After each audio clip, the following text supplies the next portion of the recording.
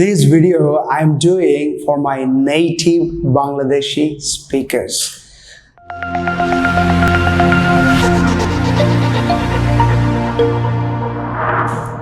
বাংলায় বলছি, আমরা ছোটবেলা থেকেই একটা জিনিস খেয়াল করেছি কিংবা খেয়াল করি নাই, যেটা হচ্ছে আমরা যখন বাংলা ভাষাটা শিখি তখন কিন্তু আমরা বাংলা থেকে বাংলা শিখি, ইংরেজি থেকে কিংবা অন্য কোনো ভাষা থেকে আমরা বাংলা শিখি নাই, হিন্দি ভাষা থেকেও বাংলা শিখি নাই, উর্দু ভাষা থেকেও বাংলা শিখি নাই।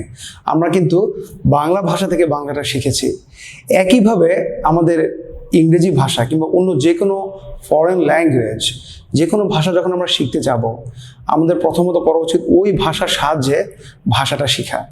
মাঝে মাঝে নিজস্ব ভাষার মাধ্যমে কিছু কিছু জিনিস বোঝার জন্যে, ডিফিকাল্টিগুলোকে সহজ করার জন্যে তখন আমরা ইংরেজি ভাষা কিংবা বাংলা ভাষা একসাথে মিক্স করে রূপান্তরের মাধ্যমে নিতে পারি।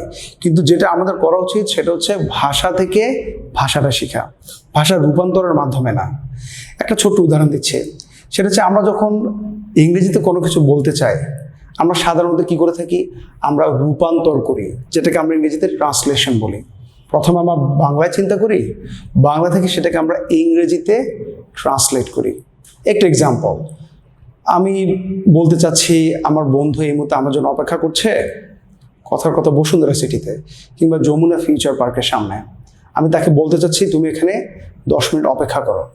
আমি কিন্তু বাংলায় প্রথম চিন্তা করে ফেললাম, এখন তাকে ইংরেজিতে আমি বলতে চাচ্ছি, কি করবো আমি বলবো যে ওকে, তুমি you wait there for 10 minutes. ধীরে ধীরে আমি এটাকে ভেঙে ভেঙে যখন ইংরেজিতে চিন্তা করলাম, তারপর আমি ইংরেজিতে তাকে এটা বললাম কিংবা লিখে টেক্সটের মাধ্যমে জানালাম। তো রূপান্তরটা হচ্ছে, এই রূপান্তরটা আমরা যদি এখান থেকে ক্রস আউট করে দিই, আমাদের থেকে যাচ্ছে শুধু কি সরাসরি ভাষা থেকে ভাষা শেখাটা। সেটা কিভাবে করব সেটা এই টুমোরের মাধ্যমে আপনারা ধীরে ধীরে জানতে পারবেন। আমাদের সাথে থাকুন, দেখা হবে আবার।